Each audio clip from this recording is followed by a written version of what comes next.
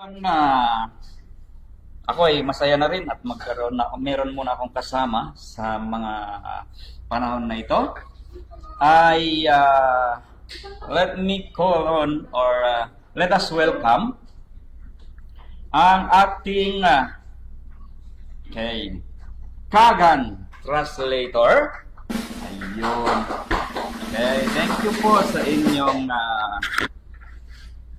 pagdalo, Ma'am Haya. Okay, at syempre, ayun po, gaya ng nasabi ko, medyo magandang usapan ito. So, ayusin po natin ang ating mga signal at nang sa ganon, maririnig natin ang kwento ni ating Kagan translator. Okay, ng kwento kung ano, kung saan, kung sino ang Kagan. Ayun. So, unang-una, ma'am, welcome po at baka mayroon muna kayong gustong batiin o gusto niyong bumati o pwede rin may kasamang hugot na kung meron kayong mga gusto ring iparating sa kung sino ang mga tagapanood natin ngayon. Assalamualaikum warahmatullahi ta'ala wa barakatuhu. Ako po si Haya Montifalcon Bato, ang Kagan translator po dito sa Bangsamoro. Alhamdulillah, syukran kariko, madyaw nakamdag sang kariko ng mga kaganasan sang Davao, sang Davao Oriental, alhamdulillah. Na i-relate ko lang po yung memories kasi pagkasabi ng memories parang may naalala. Sabi na nga ba? Wow, yun. Ito ay isang reminder lamang po kasi Jum'a Mubarak kasi ngayon. Kaya, mashallah. ang memories po sa amin is Panadum-Tadum. So ito ay mga lumon ko na mga Muslim, adisang sud ng agama Islam, suguan ng Tuhan adikanaton, taman tamayo agaw bakon. Iindog tamayo yung sambayang, sabapyan gay yung amadata, at tusang adapan ng Allah. Sang Tagalog is, mga kapatid ko na mga Muslim, dito sa loob ng relihiyong Islam, inutos ng Allah sa atin, lahat ay ating gagawin. Itayo natin ang pagsala dahil ito lang ang ating madadala doon sa harapan ng Allah. Alhamdulillah. Ang galing, ang ganda. Oo, tagos sa puso ng mga talagang Jum'a Mubarak kayo. Mubarak Kailangan ngayon ng mga patalim.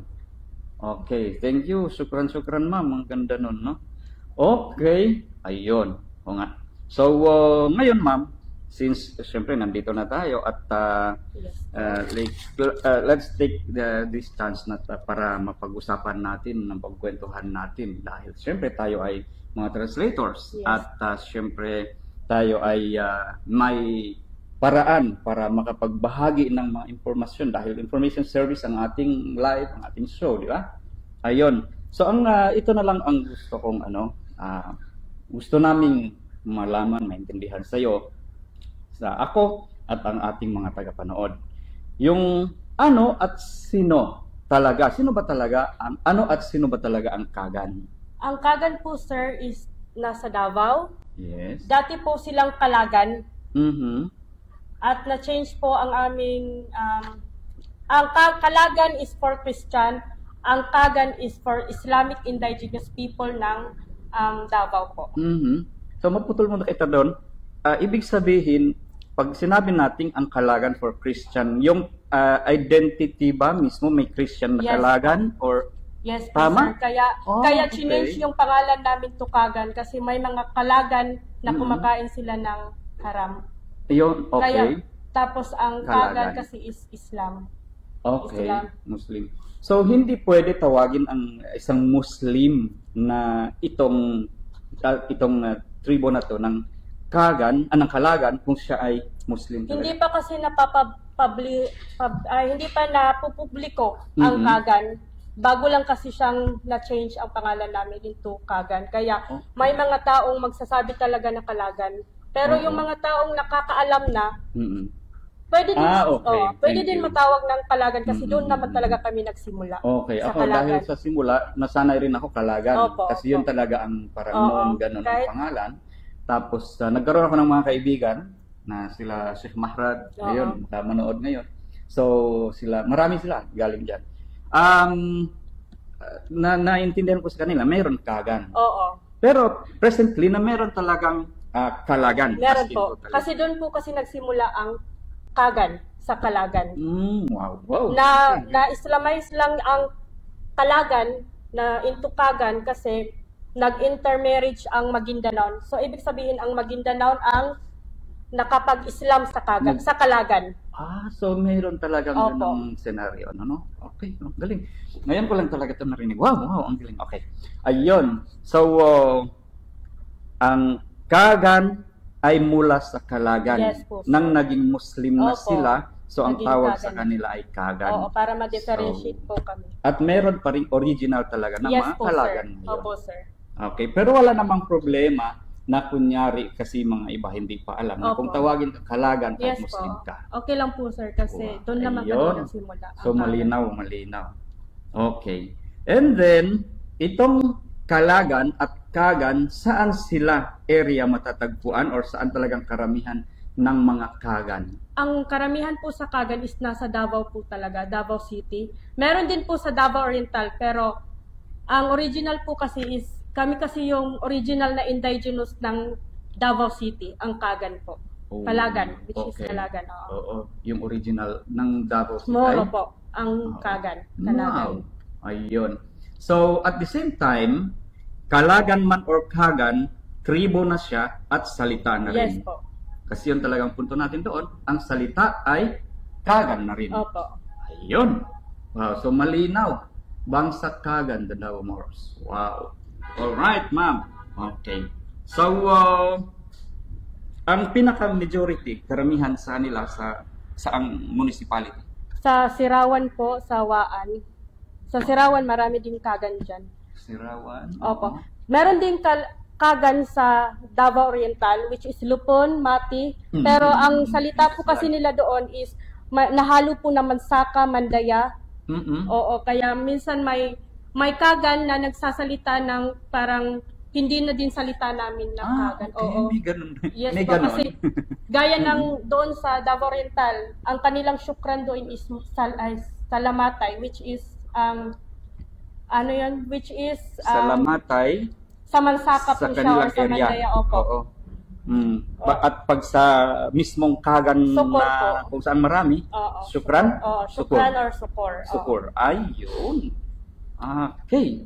Kahit ako, talagang alhamdulillah, nakakatanggap tayo ng mga magandang impormasyon ngayong araw na ito. Alright, nakasagap tayo. Wow! And then, Ma'am Haya, anong mga, pwede bang makapagbigay ka ng mga sample? Kasi ang gusto ko nga sanang bumati ngayon, madyaw na kamdag, madyaw na kamdag. Paghapon, madyaw na ambong. Yun ang gusto kong sana bigkasin, mali pala yun. Okay? So kamdag ambong pala. Madyaw na kamdag. Alright, wow, ang galing. Ngayon, meron pumasok sa isipan ko na, siyempre kasi, Kagan is Kagan, Kalagan, tribo na at salita na rin, ano? Yes po. Is there any particular identity or expressions of the Kagan language when it is spoken in the public? Halimbawa, medyo may narinig kang magkwento. So, maintindihan mo ba siya agad na Kagan siya? Nang mga expressions lang may mga ano? Yes po, sir. Meron po. Kasi kaya minsan magsalita, magkwento ng Tagalog o mag-English, tapos may halo ng expressions na gano'n, sabihin mo Kagan na, kasi narinig mo yun. So halimbawa, meron na tayo? Yun nga lang yung pinakamahirap, sir. Kasi ang Kagan kasi, yung language namin is pinagsama ang Maguindanao at Tausug. Kaya nga sabi ko. Kaya parang may similarities kami sa Maguindanao at Tausug. Then kapag doon ka sa Davao, mag-similarities din siya sa Bisaya at Tagalog. Pero same words pero iba ang meaning. Example, kamang. Sa Bisaya ang kamang is gapang. Sa amin ang kamang is kunin. Kamang. Parang example, kamanga sa sud ng bayang kanako arapon. Kunin mo sa loob ng bahay ang aking lipstick. Sa Tagalog naman, panaw. Pumanaw. Sa Tagalog, ang pumanaw is yamatay, namatay. Oo, yumao. Sa Kagan kasi, ang pumanaw is umalis. Umanis. Magpanaw sa Parang, tausog. example, wine daw man ko pag panaw-panaw. Saan ka na naman umalis-alis, ganon. Ayun, ang ganda. Ang galing. Okay. Talaga ako, gustong-gusto ko talaga mga, yung hindi naman sa linguistic, pero pagkadating sa mga usaping lingwahe, talagang ako. Ayun, meron pa, may ibang sample pa tayo dyan? Ito. Akapulian mo ako, pero di daw ka makita ng kamagunawa ko. Magpasaya ka mo. Mapapalitan mo ako, ngunit hindi ka na makakakita ng pareho ko magmahal sa'yo. Ay, ito. Saan na yung ating bisita ng last episode na Maywood? So, anong ibig sabihin nun, ma'am? Ayun nga, sir. Mapapalitan mo, akapulian mo ako, pero di na ko makita ng kamagunawa ko. Magpasaya ka mo. Mapapalitan mo ako, ngunit hindi ka na makakakita ng kapareho ko magmahal sa'yo. Mo na. Okay. Ang galing naman ng sinasabi ni Maya. Okay. So, ano pa? Meron pa? Parang gusto ko pang makinig ng mga mga phrases ng ganun. Maganda kasi. Kasi kaya nagtanong kita ng mga ito dahil kung narinig mo kanina, tumatawag ako ng magsalita halimbawa, bang hatausug, bang iyakan, bang masinama. So, pag sinabing bang, either atausug or iyakan or sama. Ayun. Tapos may mga iba rin. Halimbawa naman sa mga expressions, sa mga sa halimbawa iyakan, meron sabihin, pag nasabihin na ayun, iyakan yan. O kaya naman pag sabihin niya muna, ibig sabihin tausug naman, di ba? Opo. Okay. Halimbawa, sabihin natin, adaday. Sir Jess, ano yan? Di ba? So, sa Maranaw naman, Om. Okay, magkikita tayo, Om. So, maintindihan, Maranaw pala yun. Okay. So, may mga iba't ibang, may mga kanya-kanyang expressions tayo. So, yun ang, please, mayroon tayong... Sa amin kasi is yang. Yang, yang. Hindi talaga nawawala ang NG at Y. Yang. Galing yan din sa Malay, Muno, do? Yang. Okay. So, kung. Kung. If or tama. Ayun. Okay. So, anything else, Ma'am Haya? Or before ka, siyempre, mag-end ng iyong kwento, baka meron ka ring parting words. Para, kung wala na tayong, gusto ko pang makinig ng mga hugot-hugot na mga pero siyempre medyo may oras tayong may nilimitan tayo ng oras ni Sir Jihan. Magpasalamat na lang po siguro ako, sir. Opo, ma'am. Thank you. Alhamdulillah, mapangisukor ako sa mga bangsa kagad sa yaga-suporta ka na kaadi. Alhamdulillah. Ipabunawas na to yung pagsuporta nato sa bangsa Moro kay ipangindig kita nilan. Nagpapasalamat din ako sa aming chief, si Mambay Fairuz Candao, sa opportunity po na mapakilala at mapakita namin ang aming identity, ang aming lingwahe, mapakilala namin, ma-share namin sa iba't ibang sa Bangsamoro.